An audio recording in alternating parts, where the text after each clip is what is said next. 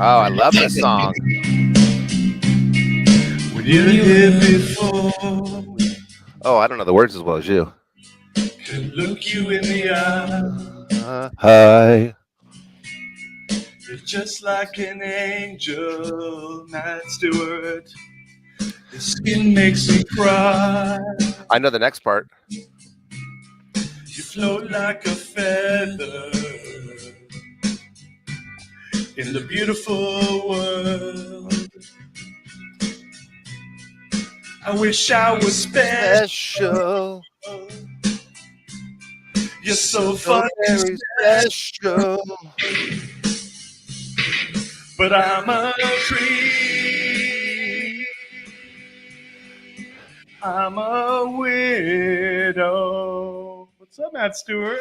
Hey, Darius, you have the words to all the songs I just realized. How about giving us a little warning, letting us have the lyrics so we can sing along too? Oh, it's so, because you know what? There's actually a delay when you sing along and it just screws it all up. Oh, okay. Well, I should know that song. You know, my daughter is a singer and a music maker, and I always want her to sing that song with her band because that song sounds better with my daughter singing it than with the original band singing it. And she would be so upset with me right now for not knowing the lyrics. That's all right. But hey, man, welcome to the Greatness Machine. It's very wonderful to be on the Greatness Machine, Darius. I remember when you started the Greatness Machine. I bought a bunch of your books. I should have one. Is this it? Nope. I should have some of your books around here. I love the core value equation. Thank you for having me. Man, I can't believe this is finally happening. So, first of all, everyone, welcome to this episode of the Greatness Machine, sponsored by Matt Stewart. Yeah. First of all, the Greatness Machine, Matt, is about two things. It's about people who are living their passions and Mhm. those who are creating greatness in the world. And Matt is neither short of passion nor greatness. One of my good friends. I'm so excited to have you here. I've been wanting this to happen for almost 2 years, and Yeah. finally here we are. So, Well, I'm happy to be here, Darius. And I know you came on my podcast, and I, for some reason, thought I'd already been on your podcast. And then I realized, how could I forget? I never did the karaoke. So it's great to be here. And I don't know if you know, I just got back from the Middle East, and I got to go to Egypt, to Jordan, to Lebanon. I mean, all my life I've wanted to go to Egypt. I got to go into pyramids. I got to hold a mummy. The minister of architecture let my group into a new tomb they just found where they found 250 mummies. It was over the top. So I'm coming off of a big passion trip. oh my gosh, I can't believe you've accomplished 2 of your bucket list items within 1 week. Oh, Jay Stein, if you're listening, check 2 more off of my list and none off of your list. Yeah, funny. We just did our bucket list with our buddy Jay, who never seems to accomplish anything. And I added a few. I got to hold a mummy. That wasn't on my bucket list. I didn't even know you could go into the pyramids. That was great. And here's a good one. I went with these friends of mine. We went on a 9-day trip, commuted for 103 hours of the 9 days. We're on buses for 41 hours because there was 19 of us. We ate and drank like entrepreneurs do the entire time, and I lost 5 pounds because I wasn't eating my wife's cookies.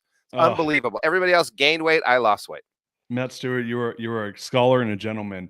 So, do you mind if I give a little bit of background on how you and I know one another? I don't mind.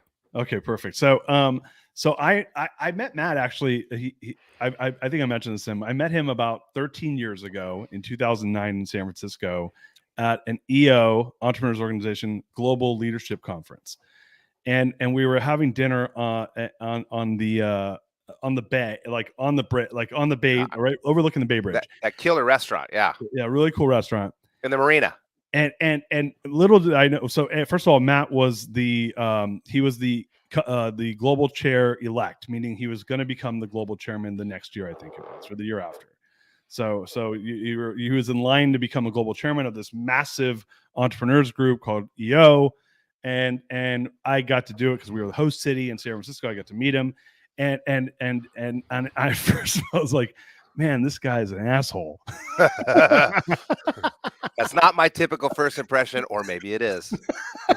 But so little did I know you were going through some pretty gnarly shit in your entrepreneurial life. But Matt's I would tell you this, Matt is far from an asshole, but he's grown to become one of my closest friends. And we about 7 years later, I ended up joining a group that he actually started within EO called the IQL, which is Quantum Leap.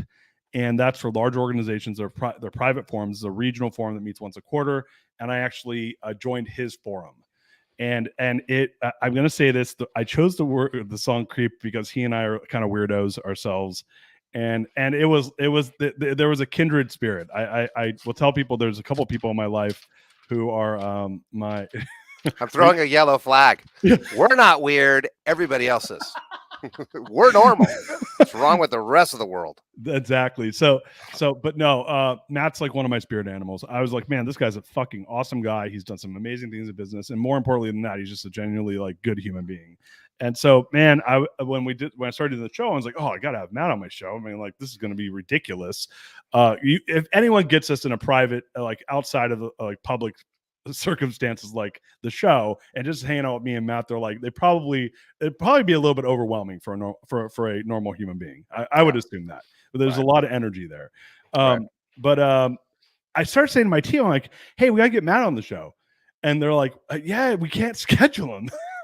Like he's really tough to schedule. And so I was just joking with Jay Wong, who produces both of our shows.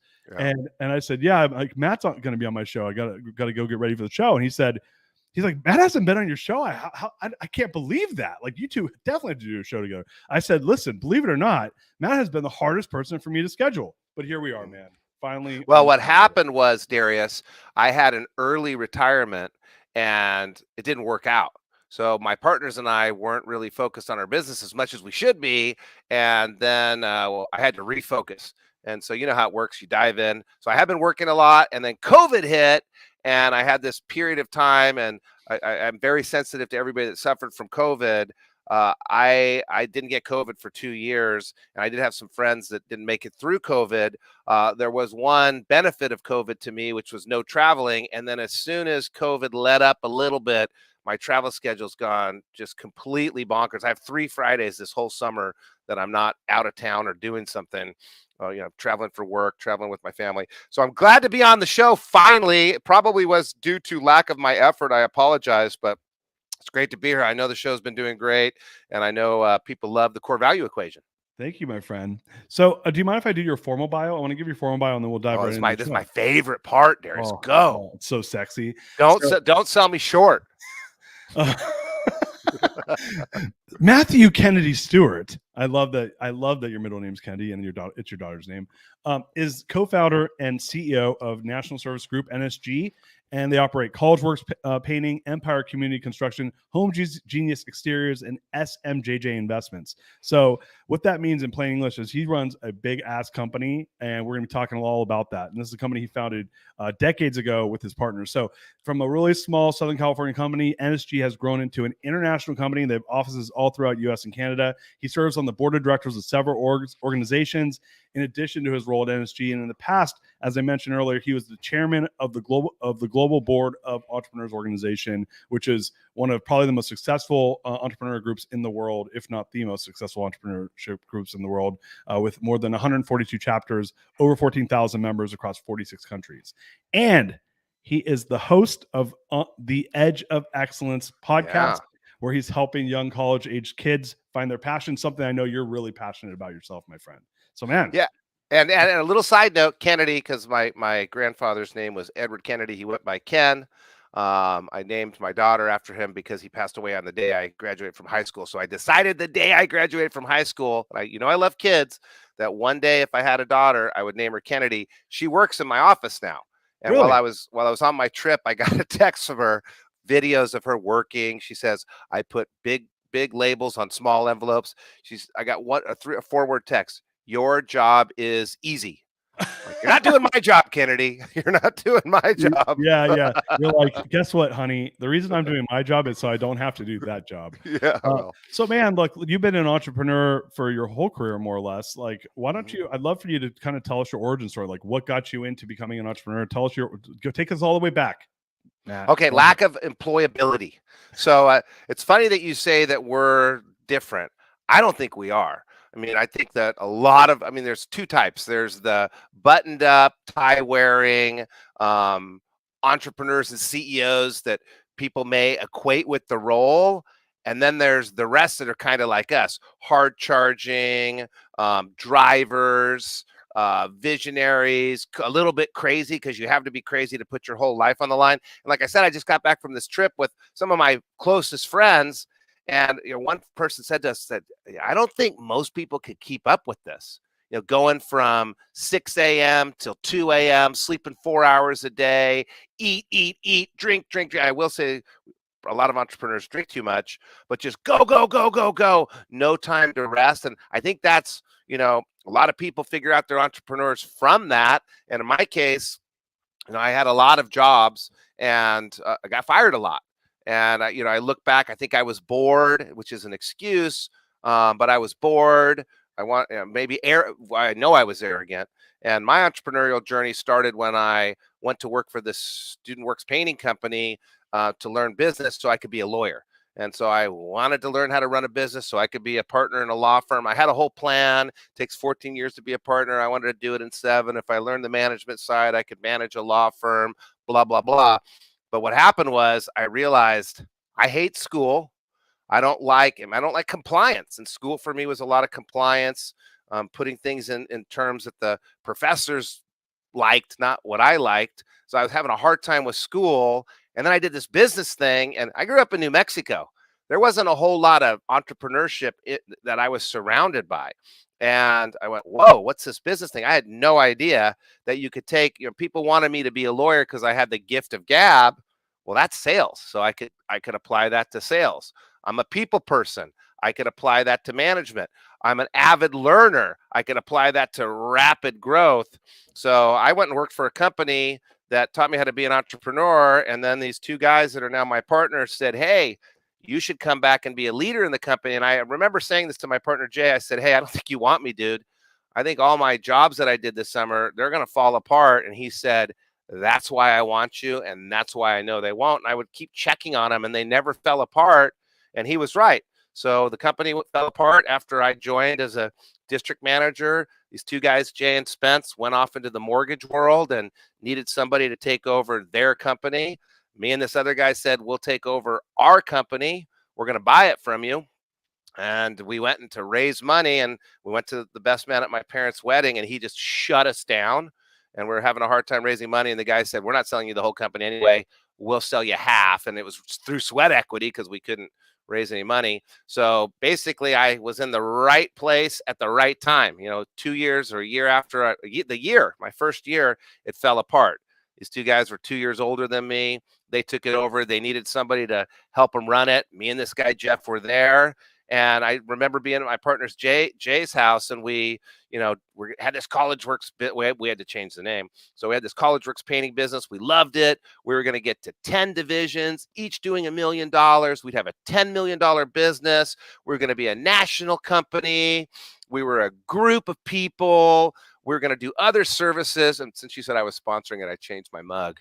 I went from sponsored by Yeti to sponsored by National Services Group. Wait, so can I interrupt for a second? So wait, how old were you when you were working at the original company? Was College Works? Is that correct? Mm-hmm, mm-hmm. Okay, so well, it was called Student Works. So Student Works painting. So it's like one of those. So for listeners that don't know what that is, that's student painters. Yeah, student painters. So for listeners that don't know what that is, that's like when you're in college, you could start your own business over the summer, and you go and you basically paint houses the whole summer. And you hire people. You learn to manage people. Right. You're doing the sales, the organization, the management. Right. You're building crews and you're managing your own little business, and you're making money. Right. Yeah. And so when did you do that? When was the first? Did you do that in college as a student? Yeah, I was a junior. I turned 21. Basically the day it ended. I was the worst, the absolute worst. I couldn't sell anything to save my life.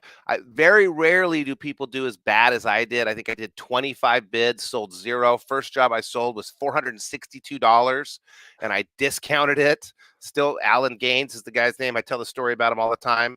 I did a great job for him, and he was everybody's favorite teacher. I didn't even know this. Over the next 10 years, he got me $10 million worth of business with just his one handwritten little piece of paper. Wow. And that was, I didn't know what entrepreneurship was. I wanted to be a lawyer. So that's how it happened. So you were 21 and you started working there. How long were you working there for before you tried buying the company? 93, I was a manager. It fell apart in '94, so I got hired in the fall of '93, and I started working in '94, I believe. Maybe I'm off a year, and it fell apart that year. I mean, I had to pay bonuses out of my own pocket because they didn't have any money to pay bonuses.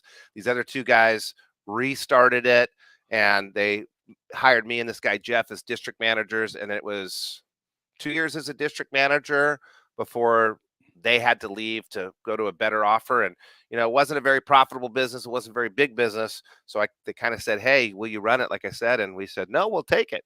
And next thing you know, I sweat equitied. And the cool thing that happened, we're teaching college students to run businesses. Some of them wanted to go into business, and so we went into a partnership with this guy Mike Profont, and he didn't want to work with college kids anymore. He started a construction company, and it seemed like forever, but it didn't make it. I told this story to one of his team members a year ago. No money, no money, no money, no money, no money.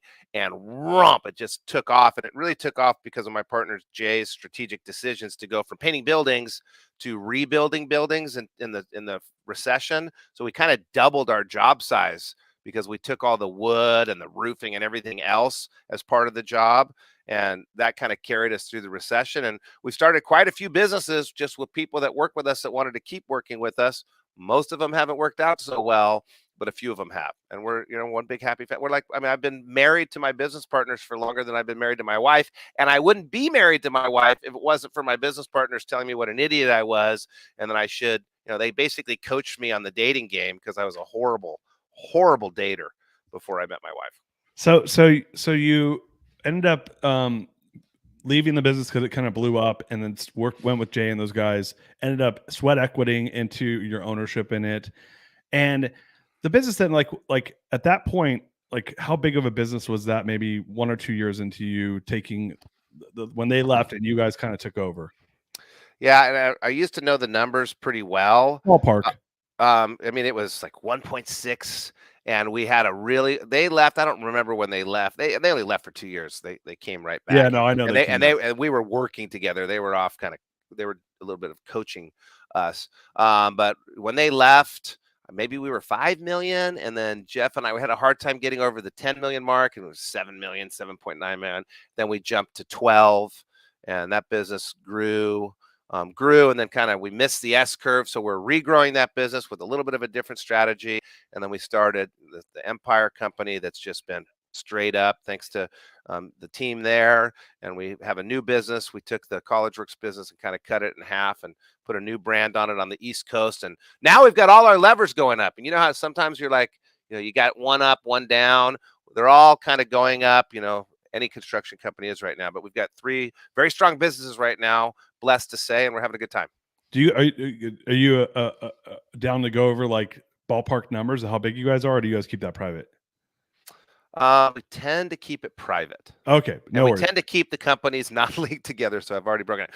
But we're doing really well, and we're hoping to get to $250 million here pretty soon. And how many employees do you guys have right now? I don't know exactly, but we're in a couple thousand. We have a lot of seasonal employees, so in the summers we have a couple thousand.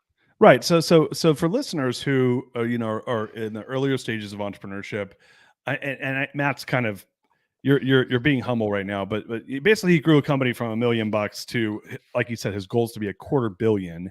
And they have a couple thousand employees. And so this is no joke. This is a real businesses, multiple businesses. I have a front row seat to it because we're in forum together. So I know what the numbers are and I know how well they're doing. You've built some really substantial businesses. One of my questions for you is, in the process of doing that, what would you say it was like if you could go back in time to, divisional manager Matt, who was like thinking about becoming an entrepreneur and tried to make that growth curve less tumultuous or make it easier on yourself? What advice would you have given yourself as an entrepreneur earlier in those days? Okay, so we built it, first of all. And funny, I couldn't say the word entrepreneur in those days. People would ask me what I would do, and I remember being in traffic school, which I went to every 18 months, pretty much all my life until about 3 years ago. And they said, what do you do? And I couldn't get the word entrepreneur out. And I don't remember how old I was. I was super young, 25, 26.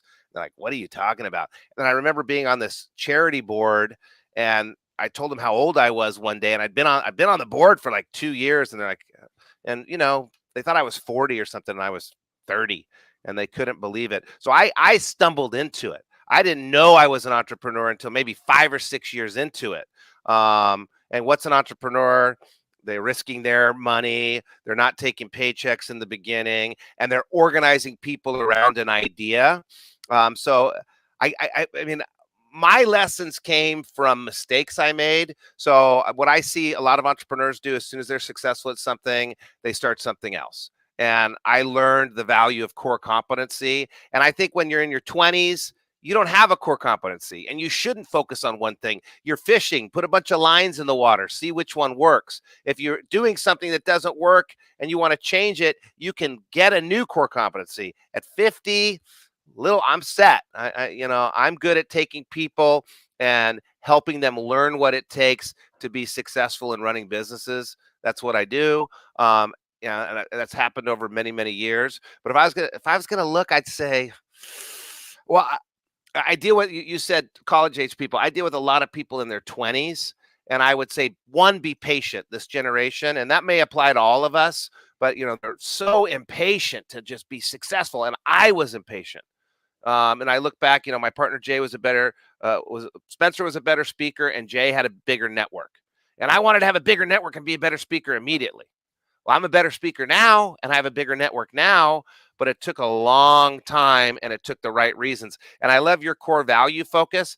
I think that strategy is a luxury of a well-run business. Mm-hmm. If your business is in bad shape, yeah, you're doing strategy here, but you're digging your way out and you're dealing with stuff. When you get to be somewhat level and somewhat calm, you can build your strategy. Values, we didn't know what our values were, but when we look back, I have 4 partners, three main partners, and we have a bunch of partners that run divisions or run businesses with us. The 4 of us kind of share in all of it, and there's different people that share in different parts. We all have the same values.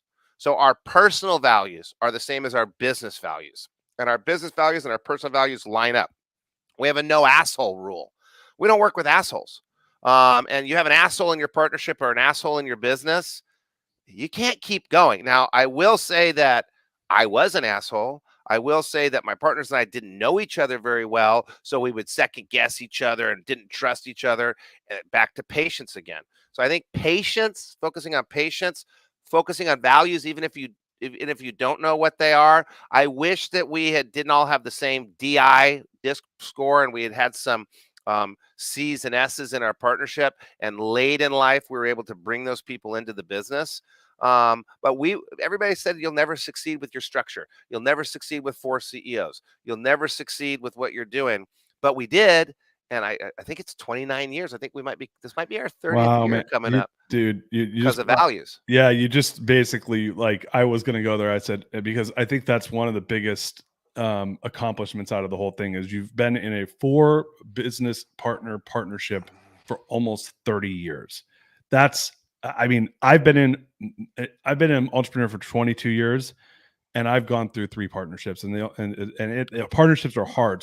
So obviously the value alignment is key. What else do you think kept the partnership together? I mean, is it just values, or there's got to be more than that? What other secrets to that success would you find? Regular meetings, regular discussion, fierce conversations. We have 2 retreats a year for 4 days each, where we get down and dirty. We meet every week on Tuesdays at noon for an hour. We didn't always do that, but when we did that, when we went through the recession, one partner had money in the company, the rest of us didn't. That was hard, but we worked on the partnership. And I look at one of my main jobs, and I don't know if the other guys think this, but I think one of my main jobs is to work on the partnership. So I bring the EO, YPO, Vistage exercises, and nobody ever likes the exercises, but we do strategic planning exercises, we do value exercises, we do distant future exercises, we do decision filters. And I mean, I think they know what I'm doing, and maybe I overthink it in my own head, but I had a Vistage chair that said, hey, it was 2007, you're in trouble. You need to work on the partnership. So we spent as much time working on the partnership as we do working on the business. So if somebody's having a problem with one of my partners had a problem with his spouse that looked like they were going to get divorced. He moved in with the other one. You never know what's going to happen. One of my partners lost his son. Sorry, Darius. Yeah, no, man, I didn't know if you were going to go there or not. Well, and his other son, moved in with me. So, we're close friends because we have the same values. We're close friends because we built a lot of stuff together. We're close friends because we've been working forever, but we're mostly close because we work on the partnership constantly. So if you're in a partnership, first of all, two people, a little bit harder than four. Three people, there's an odd man out. Two people, you don't know who's wrong. Four people, like it's 3 against 1. And oftentimes it's the one is the right one. But maybe it's a little bit easier when you have 4 people than one. But we consistently we're going to go away next week to my business partner's house in Temecula, California. And, we're working on how we see things in the future. We're aligning our vision, we're communicating, and we're working on the partnership. And we stay out. I mean, one of my friends in his company, they asked him, "Hey, Charlie, why do you stay out till 1 a.m?" He said, "Because between 11 and 1, they can't shut up and I can." We stay out till 1 a.m. and that's when the magic happens. Yeah. Yeah, man. You guys, it's special to see it. So you guys are, what I'm taking back from this is work on the partnership. And, I think and I don't know what the other partners are doing, but in my business, we had 4 partners, and I kind of had your role where I was out there doing the EOs and the different, group CEO groups to one of which is the one I'm in with you, to try to level up, and then bringing that stuff back into the partnership. And I would agree, 2's tough because if you don't see eye to eye, there's no tiebreaker. 3's a triad, so people tend to negotiate a little more. 4, like it's really hard for someone to muscle the group, right? You got to get some consensus, and people either decide to be a part of that or not. And so it's good to hear you say that. Now, let me ask you a question, because you obviously have had a ton of success in business, have had some big ups and big downs. We didn't go into it too much, but the 07, before that recession that happened, kind of nailed your business pretty hard, right? Because you were a home services business. 07 happened. How did that affect your business? Do you mind kind of going into those trials and tribulations? Yeah. I sometimes say we started the recession, and it wasn't the recession that affected our business. Our Empire Community Construction, Jay decided we'd go from painting to construction in the recession. So he doubled the size of our jobs. That was great. College Works does better in a recession because we're Really? competing right now I'm competing with Goldman Sachs and Google and Yahoo and all these companies for the best interns. In a recession, we're the only ones hiring. So we get better people at College Works in a recession. Our problem was us. It wasn't the recession. Our problem came before the recession. We did renegotiate our bank lines right before the recession. So if you're listening right now, I don't know when this is going to air, but recession is coming. Dial in your bank lines. We did right before everybody else experienced the recession. We cut our losses and we had 6 companies. We got rid of 3 of them in the summer of 2008. Jay renegotiated our bank lines in August of 2008, and then September 2008, Lehman fell and everything fell apart. So that came from advice from these business groups. Me and Jay have always been in these business groups. Vistage, he's still in. I was in for a long time. EO, I'm still in. He was in for a long time. YPO, I'm still in. He was in for a long time. So we had this constant feedback, and we're learners and growers, so we're getting all this feedback. And this is going too well. Dial in your bank lines. You're out over your skis. Stash cash. All the same advice we're getting right now. And I'm going to be going to talk to my partners next week about stash cash. What's our decision filters? What are we doing to prepare for recession? I kind of feel like I did in 2006. We're out of control. Everybody's in construction's doing well. So are we out spending money and getting over our skis like we were before? But our problem wasn't our core businesses. Our problem was the companies we started that weren't core. And I wish I'm on a different camera. That's why I keep looking up, because my camera's not working. So I'm using my laptop camera. I wish I could swivel it around and show you the little cartoon cutout I have. That was the mascot for our chemical company. I'm in construction. I started a chemical company. That doesn't make any sense. We had a hardware device that managed leads for the mortgage business. Well, we had a mortgage company. We had a real estate development company. All the entrepreneurs think that they're successful. They go have a real estate company. So we had these 4 businesses that weren't aligned with our core competency. And as soon as things started to waver, those things started falling. And you just see this all the time. I'm successful in A, so why don't I try B? In our case, we were successful in A, and we tried B, C, D, and E. And I mean, we lost $7 million in our business with Home Depot, who I hate. We lost $1 million in my chemical business. We had built 22 or something like that houses in Sarasota, Florida, where none of us had ever been. And the last one sold for less than, I think, a third of what we thought we'd sell it for. And we had to carry it for a year. So it was a perfect storm created by entrepreneurial arrogance. I used to call it entrepreneurial optimism, but it was arrogance. And so now we're focused on our core. We're watching our cash. We're preparing for recession, I hope, by filling the coffers and being ready. We dialed in our line of credit and we're ready to dial it in again. We hired a new CFO to really take us to the next level, because hopefully we learned from the last recession. But it wasn't the recession that got us. It was us that got us. Wow. Yeah, it's so funny to hear you say that, and I didn't know that you guys had done that. We ended up doing that in my business too, where we got into all these side businesses. And to your point, like a lot of people, some people can do it, I guess. And I what I came down to was you need to have strong CEOs in those businesses, or else it just doesn't work, right? And so I love hearing you kind of support that, which is, hey, like unless you have an operator that's really strong, who's a CEO or whatever you want to call them, at the end of the day, it becomes a distraction for you and your partners. And inevitably there's failure if the market's not strong, because dude, business is hard, and business has ups and business has downs, right? Wow. And so in the down markets, to your point, that's when you consolidate, and that's when you guys can lean into what you know. It's if it's in a core competency, you're going to gain market share in those environments, right? But if it's not in those environments, it's like, if you are not, if that is not a core competency, to your point, like you're going to get rocked by someone who it is their core competency. Yeah, we had it's not just a strong CEO, it's a CEO with experience in that arena. I don't know anything about chemicals. I was starting off at 20 years old again and putting Yeah. big money on the line. We didn't know Yeah, anything about real estate development. I'm up against these huge real estate developers. They just mop the floor with us. Yeah, that's crazy. So I want to move to, like, we have about 20 minutes left in the show, but I wanted to kind of talk about, your newest project. Well, before we go there, I want to actually talk to you about EO, because, you obviously have spent a ton of time in these different groups. Eventually you became the global chairman for EO for the whole world. And that was in the midst of some of this turmoil, because this was, in the middle of the Great Recession. What drove you to want to take on that role, and what were some learnings that you took on from running a global organization like EO?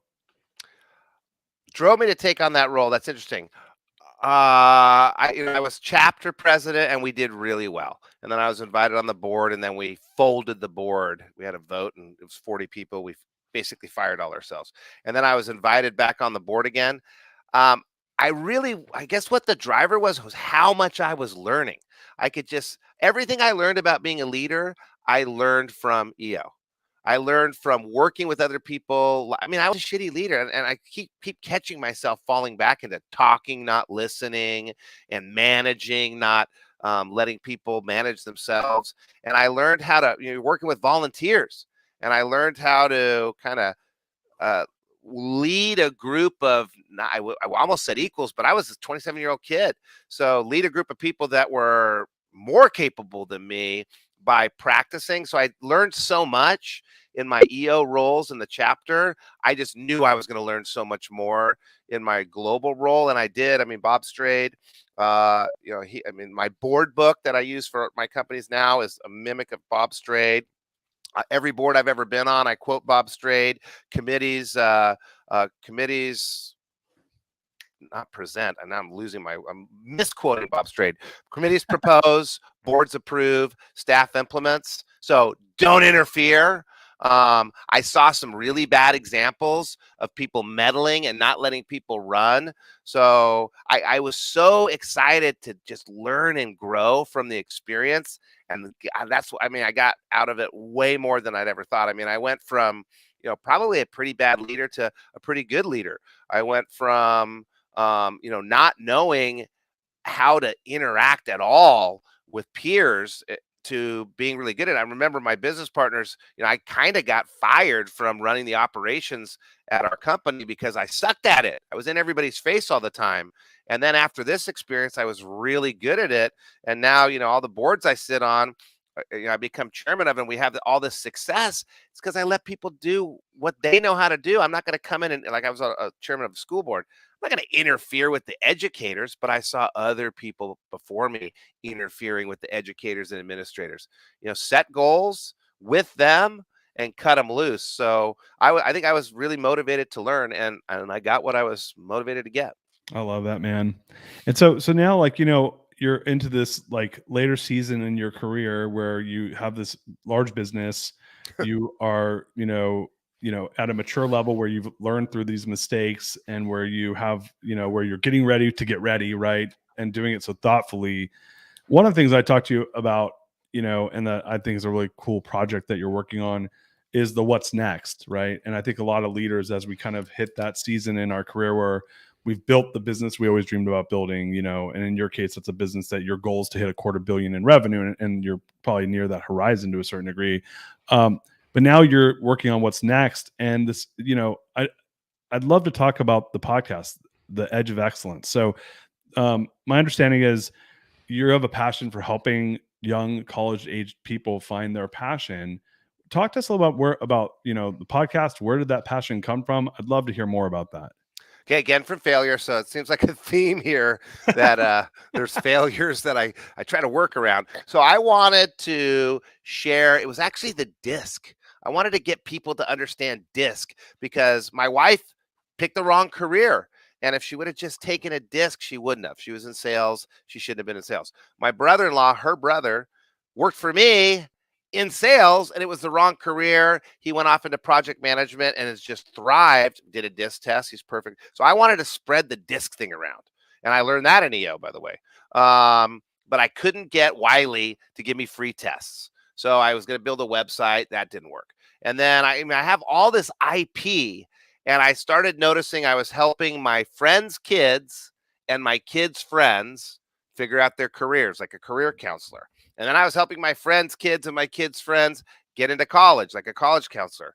And I thought, how can I get this done? And my partner Jay had done a podcast, and I was, totally against doing it. And then I realized, wait a second, this might be a way to get this knowledge out to the world. And every year I would take 100 people from my business and run them through a DISC test and help them figure out their career. And about 60% of them were headed in the right direction, and about 40 weren't, and they wanted to be an accountant. And I'd say, hey, look at your DISC score here. You're not really detail oriented. You have no C at all. You're a DI. Maybe finance would be better. What I found was the average college age person, to use your terms, knows of about 25 careers. They used to know what their parents did, what their friends' parents did, and what was on TV. They don't even know what their parents do and what their friends' parents do anymore. So They know what's on TV. Lawyer, doctor, policeman, CIA, CSI. So they just don't have the exposure.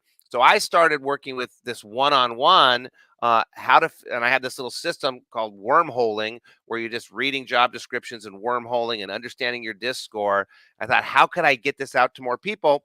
So the podcast worked for that. So I interview ex-alumni of CollegeWorks, because CollegeWorks pays for it. And I interview friends of mine, and we talk about what their career path is and what they do on a daily basis. And we're trying to expose people in their 20s to a wider array of careers and what exactly you do in the career and how you get to that career. And so it lines, all my life I've worked with entrepreneurs and entrepreneurial 20-somethings. And, one of your questions that you asked me was, what do I want to do to change the world? I want to help 20-somethings find their passions and avoid a midlife crisis. My wife kind of had a pre-life crisis. My brother had a pre-life crisis. I did a DISC for a dude that was a CFO of a mega company, and he realized, oh my God, this totally doesn't align with my behavioral patterns from DISC. So we're trying to help people figure it out before they're 35 with a house and kids and having to make a major life change. Let's make the life change before we really start the professional life. And it doesn't have to be so hard. You spend a few hours on it, get some exposure, do some reading, understand yourself, and you can find something like what you and I found, Darius, where we're just always happy to go to work. And my dad said to me once, he goes, yeah, I never see people your age that really love going to work. Well, that's sad. Let's end that. Yeah, because what they don't talk about is what are the side effects of that, man. Watching someone just like dispassionately wake up and like drudge through the day, and watching your parent do that has got to be one of the more demotivating things in anyone's life. If they see a parent that actually is like apathetic about what they do, as opposed to your point of being all in, right? Watching a parent that's engaged. I mean, one of my core purpose in life is to help people live an engaged life, right? And the reason that came from, I mean, I had a dad who was an entrepreneur, but he had a business he hated. Wow. You know, and I remember thinking, man, I'm like, I don't want to do that. You know, I want to have a business maybe, but I don't want to hate my business, you know. And he did it out of circumstance, but like many people do. But to your point, like, how can we help people do that? What are you noticing, like, in the process of working with you know, I don't want to say kids, but you know, young adults, and helping them kind of identify what are the things you notice when you're working with these young adults, as far as like how do they respond to this type of assessment and knowledge gained? Well, I noticed that whatever show's popular on TV is what they want to do. So flip or flop. If they want to go into real estate, they want to flip houses. Used to be everybody wanted to be a lawyer because whatever, Ally McBeal or whatever show was on, I don't even remember. But you know, whatever the media is, they all want to be influencers. Whatever the media is, it really affects people's professional desires, and it doesn't align very well. So I noticed that theme. I also noticed the extreme lack of patience. Like the ones that are headed to really conquer the world, they all want to do it by the time they're 35.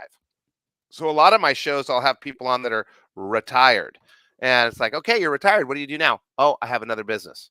You can't retire at 35, and it's impractical. The odds of having a $250 million business, the odds of being a CEO, the odds of being financially independent. God bless you if you can get it done. But I think if you're setting the diehard goal, and I've had people leave my business because they're 30 and they're not doing, like, what are you doing? So I see a lot of lack of patience. I see a lot of lack of awareness, which are easily solved. You can solve the awareness by doing research. And I have people do an hour a month for 12 months or an hour a week for 12 weeks. Just to build awareness of what's out there. Once you've done a Discord, it's much easier to focus on just what would work for you out there. But we can get exposure. We can get patience. I will say that, that there's a desire to figure it out. Maybe that goes with the lack of patience. So they need to prep. They need to prep for life. They need to plan, but be flexible in their plan. And they need to be patient. Man, I love it, man. Like, I really feel like you're such a like wealth of knowledge when it comes to this stuff. And I get, again, like, one of the cool things about being in CEO groups, and like we do this, whether it's in our group or in the groups that we support, is you get to meet people who have their passions that could then support your passions. And, you know, I'm going to quote you right now. You're not going to, I don't know if you'll remember saying this, but, you know, Matt's kids, because he's got two amazing kids, and his son's at Tulane and his daughter's going into her senior year of high school, and she's like an amazing musician. And but one of the things we're talking about raising kids in our forum, and you said something that I quote you on all the time, and you don't know this, but I always say that my friend Matt always says that his job is to help his kids find their genius. And I feel like that dovetails into what you're talking about right now, and maybe in more practical terms with the podcast. But that was very motivating for me to hear that from you. And I say with my kids, I go, my job as a parent is to help my kids find their genius. And you said, I don't care if they want to be a chef, I'm going to help them go become a chef. If they want to, become a singer, let's use Kennedy, for example. I mean, Kennedy's singing at House of Blues, right? Yeah. And so to walk us through that a little bit, because I think helping people find their genius is such an amazing idea. But what do you mean by that? Yeah, you know where that came from, Darius? That was from the Me Tool. And the problem I had was I can't do that, right? That's one of my goals. And the Me tool is all about what you control.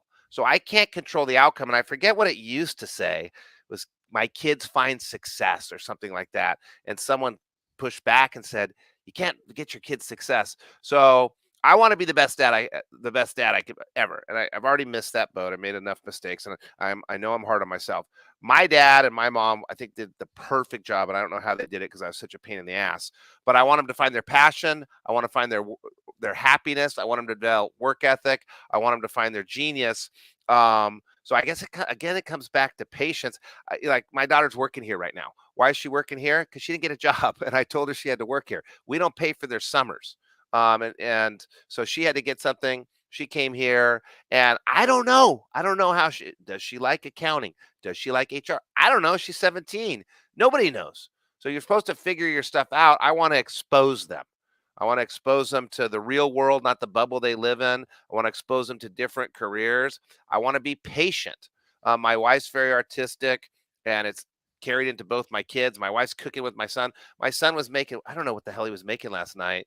This Asian little taco thing with this puffy bomb something or other. But all of a sudden, for 4 hours, my son's making a lunch, and it ended up being dinner because it took him 4 hours. And then I kid you not, 18 kids came to my house last night to eat this thing that he made. I think it's Korean. It's like a doughy taco thing with pork in it.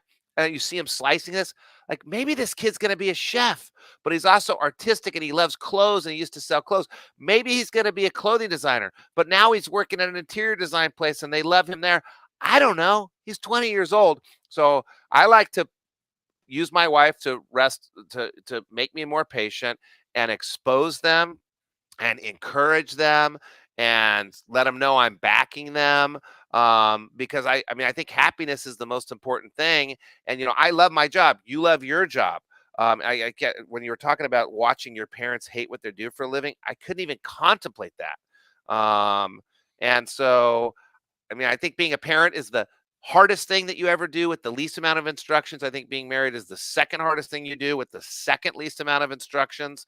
And, I'm focused on support, exposure, and I guess I have way too many rules and guidelines, but my wife has none. So together we have maybe the perfect amount. And that's what we're trying to do. And I try to carry that to other kids. And I think and I shouldn't say kids, but I think the reason why I relate so well with my friends' kids and a bunch of people I work with that are 20s is I treat them the same way I treat you, or I treat, I don't know, the president of Costa Rica, who I met one time, with respect and as an adult, and everybody's on the same plane. And so I do that.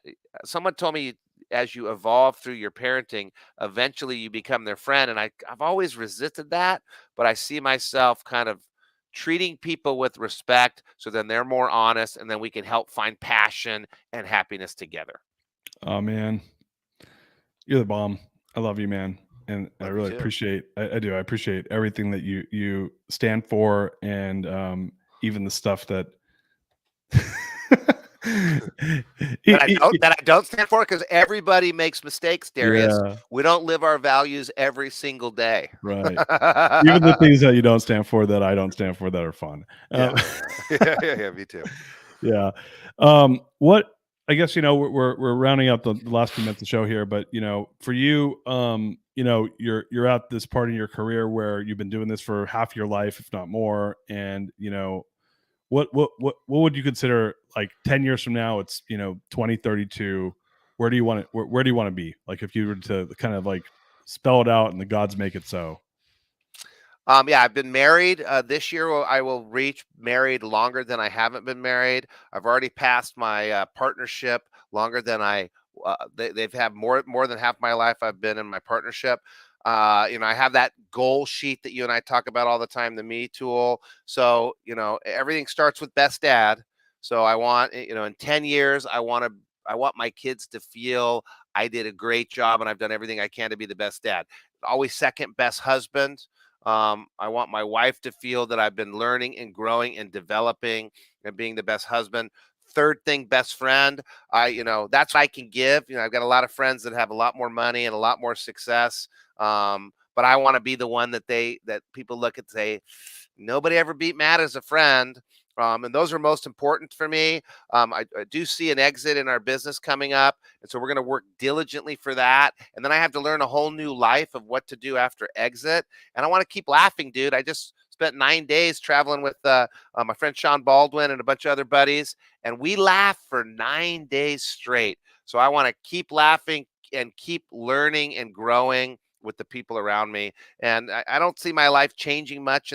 You said I'm 50, dude. I still got another half to go. So I got a lot of living, a lot of working, a lot of loving, a lot of growing to go. So I hope it just keeps going at the same pace with the same rewards. I hate to say this, and I don't want to be satisfied, but I'm pretty stoked on what's happened for the last 30 years, and I'm pretty excited about the next 30 years. I'd like it to be a little more stable. The ups and downs are a little brutal, but yeah, that's what I'm focused on. I love it, man. So look, anyone that wants to either learn about the podcast or learn more about, College Works or any of the other companies at NSG, how can they find you? Nationalservicegroup.com is our website. The Edge of Excellence on any podcast form. Please share it with people that are in their 20s. It's a lot of great exposure, and they can. Let me give them your cell phone number. They can call your cell phone and reach me. Hey, you give my home address too while you're. And I'm on LinkedIn. I don't know what my address is. I think it's matthew.k.stewart or Instagram. One of those. Oh, Matt Stewart. You're a scholar and a gentleman. No, you're neither of those. You're a gentleman. I am a gentleman, scholar. You are a sage person. That's Okay. true though. You're You're a thoughtful person and an amazing human being. And I'm proud to call you my friend amongst other things I call you. I only call you friend, by the way. No, they're all positive, but friends. Okay, good. They're all positive. Well, man, thank you for doing the show. I'm looking forward to us seeing each other in real life soon. And like you said, if you guys want to connect with Matt, check him out on the Edge of Excellence podcast. Amazing podcast. Yours truly was on it amongst many other amazing people. And yeah, we'll make sure we put all that stuff in the show notes. And man, appreciate you. I love you. We out of here. Right. Thank you, Darius. You're welcome. Peace out, everybody.